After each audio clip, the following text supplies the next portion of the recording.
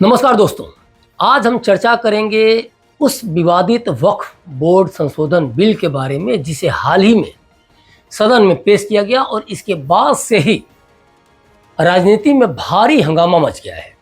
इस बिल का विरोध विपक्ष और मुस्लिम नेताओं द्वारा किया जा रहा है और उनका कहना है कि यह बिल मुसलमानों की जमीनी संपत्ति पर संकट पैदा कर सकता है। कई मौलवी और मौलाना भी इस बिल के खिलाफ हैं और दावा कर रहे हैं कि इसके पास होने से मुसलमानों की संपत्तियां खतरे में पड़ जाएंगी। मुस्लिम नेताओं जैसे असद ओवैसी हो गए, इस बिल की आलोचना वे कर रहे हैं। ओवैसी का कहना है कि यह बिल मुसलमानों की जमीनी संपत्तियों को छीनने की साजिश है। उन्होंने आरोप लगाया कि यह जमीन मुसलमानों को दान में मिली है और इसे किसी भी सरकार द्वारा छीनना गलत है। ओवैसी कहते हैं कि यह जमीन किसी पार्टी ने नहीं दी है, यह मुसलमानों की निजी संपत्ति है जो उनके पूर्वजों द्वारा अल्लाह के नाम पर दी गई थी। उनका कहना है कि किसी भी सरकार को इसे छीनने का अधिकार नहीं है। वो ऐसे कहते हैं कि बिल के प्रावधान मुसलमानों द्वारा वक्फ संपत्तियों का खुद से मैनेजमेंट करने के अधिकारों को कमज़ोर कर सकते हैं। ओवैसी का यह भी कहना है कि वक्फ बिल का प्रस्ताव एक राजनीतिक रणनीति का हिस्सा है जिसका उद्देश्य मुस्लिम समुदाय को दबाना और उनके धार्मिक अधिकारों का उल्लंघन करना है। ओवैसी ने मुस्लिम समुदाय से अपील की है कि वे इस बिल के खिलाफ एकजुट हों और इसे लागू करने की किसी भी कोशिश का विरोध करें। उन्होंने कहा है कि यह बिल न केवल मुसलमानों के धार्मिक अधिकारों के खिलाफ है बल्कि संविधान और लोकतंत्र के मूल्यों का भी उल्लंघन करता है। उनका कहना है कि यह बिल मुस्लिम संपत्तियों की सुरक्षा और धार्मिक स्वतंत्रता को खतरे में डाल सकता है। पूरे मामले को आप समझे। ओवैसी साहब क्या कर रहे हैं? ओवैसी साहब की जो बातें हैं किस तरह से अगर देखा जाए तो किस तरह से वो उकसा रहे हैं।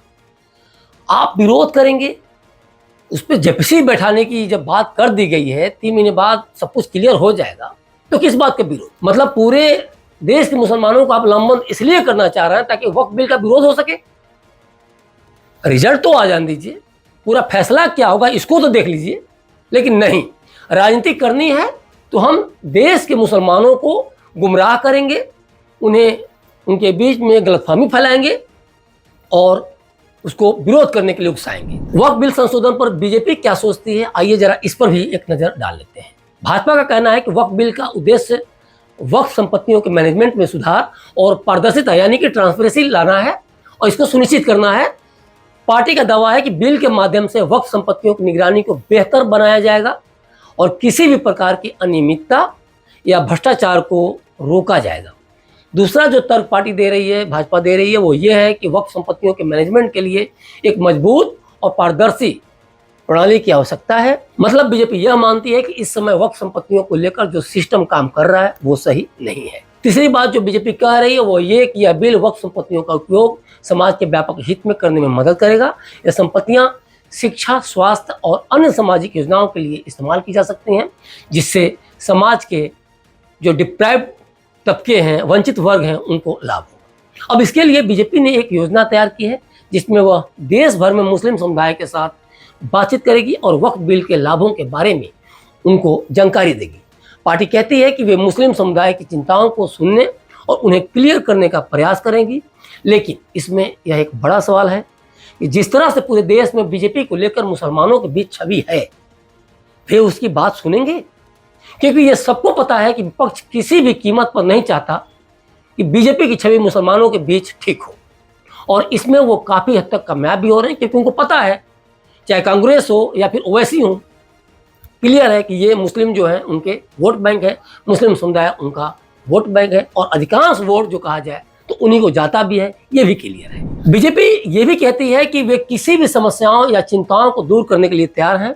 अगर मुस्लिम समुदाय को किसी भी पहलू पर शंका है तो पार्टी यानी कि बीजेपी उन शंकाओं को समझने और समाधान करने, मतलब उनका सॉल्यूशन प्रोवाइड करने के लिए आश्वासन दे रही है। बीजेपी का यह भी कहना है कि कई मौलवी और मौलाना वक्फ बिल को लेकर भ्रांतियों, मतलब कि कंफ्यूजन का शिकार हो सकते हैं।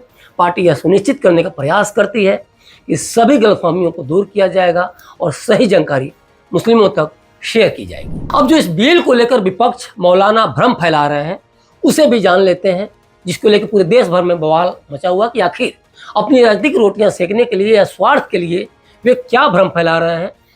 पहली बात तो ये कहा जा रहा है कि मुसलमानों की ज़मीनी संपत्तियों को छीनने की कोशिश हो रही है, लेकिन वास्तविकता ये है कि बिल का मुख्य उद्देश्य वक्फ संपत्तियों के मैनेजमेंट में सुधार और पारदर्शिता लाना है, न कि किसी की संपत्ति को छीनना। सरकार का कहना है कि इस बिल के द्वारा वक्फ संपत्तियों का उचित उपयोग और प्रबंधन सुनिश्चित किया जाएगा ताकि इनका लाभ समाज के अधिक से अधिक हिस्से को पहुंच सके। दूसरा भ्रम यह फैलाया जा रहा है कि वक्फ बिल धार्मिक स्वतंत्रता का उल्लंघन करता है और वक्फ संपत्तियों के धार्मिक उपयोग पर रोक लगाता है।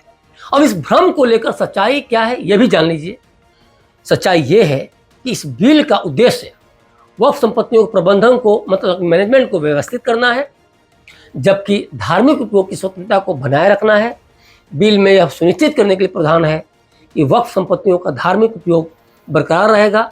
तीसरा भ्रम ये फैलाया जा रहा है कि वक्फ बिल के माध्यम से सरकार वक्फ बोर्डों पर अधिक नियंत्रण स्थापित करना चाहती है, जिससे वक्फ बोर्डों की स्वायत्तता मतलब ऑटोनोमी जो है कम हो जाए।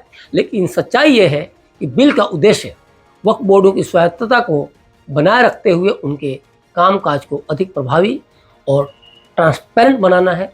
सरकार का तर्क है कि इस बिल के माध्यम से वक्फ बोर्डों की कार्यप्रणाली को सुधारने की कोशिश की जा रही है, न कि उनके नियंत्रण को बढ़ाने की। एक और जो भ्रम फैलाया जा रहा है वो ये कि वक्फ बिल के जरिए वक्फ संपत्तियों का दुरुपयोग हो सकता है और यह संपत्तियां सरकारी नियंत्रण में मतलब कि गवर्नमेंट के कंट्रोल में आ सकती हैं। लेकिन सच्चाई ये है कि बिल में ऐसे प्रोविज़न हैं जो वक्फ संपत्तियों के दुरुपयोग को रोकने के लिए हैं और इसका उद्देश्य यह सुनिश्चित करना है कि वक्फ संपत्तियों का उपयोग सही तरीके से और समाज के लाभ के लिए हो। एक और जो भ्रम फैलाया जा रहा है वो ये है कि जो बिना सिर पर का भी कह सकते हैं वो ये है कि वक्फ बिल का उद्देश्य सिर्फ मुस्लिम समुदाय की संपत्तियों को नियंत्रित करना है और समाज के अन्य वर्गों को लाभ नहीं पहुंचाना है, जबकि वास्तविकता यह है कि बिल का उद्देश्य समाज के व्यापक हित में वक्फ संपत्तियों का मैनेजमेंट करना है। इसका लक्ष्य वक्फ संपत्तियों का उपयोग शिक्षा, स्वास्थ्य और अन्य सामाजिक योजनाओं के लिए करने की सुविधा प्रदान करना है, जिससे समाज के सभी वर्गों को लाभ मिल सके। तो ये तो रही वक्फ बिल को लेकर बातें, जिसमें साफ है कि वक्फ बिल को लेकर फैलाए जा रहे भ्रम और गलतफहमियों का मुख्य कारण राजनीतिक और धार्मिक असुरक्षा की भावना है। इसका उद्देश्य वक्फ संपत्तियों का उचित प्रबंधन और उपयोग करना है, न कि किसी विशेष समुदाय के अधिकारों को छीनना। सरकारें देखा जाए तो देश चलाती हैं, किसी विशेष जाति, धर्म या समुदाय को नहीं चलाती। इसलिए बिल के उद्देश्य और प्रावधानों के बारे में सही जानकारी और समझ से इन भ्रांतियों को, इन कन्फ्यूजन्स को दूर किया जा सकता है और उनकी पहचान की जा सकती है जो इस बिल को लेकर उन्हें बरगला रहे हैं और उनके ही अधिकारों से उन्हें वंचित करके अंधेरे में रखते हुए अपनी राजनीतिक रोटियां सेकना चाहते हैं, जैसा कि वे अब तक करते आए हैं। ओवरऑल अब इन विवादों, भ्रम और गलतफहमियों के कारण सरकार ने इस बिल को ज्वाइंट पार्लियामेंट्री कमेटी यानी कि जेपीसी के पास भेजने का डिसीजन लिया है। जेपीसी की अध्यक्षता बीजेपी के वरिष्ठ नेता जगदेव पाल कर रहे हैं और इस समिति को 3 महीने के भीतर अपनी रिपोर्ट पेश करनी है। तो पूरे मुद्दे पर आपका क्या ख्याल है? आप कमेंट बॉक्स में अपनी बात, अपनी राय जरूर रखिए और बने रहिए क्लिक इंडिया के साथ। मुझे दीजिए इजाज़त। शुक्रिया।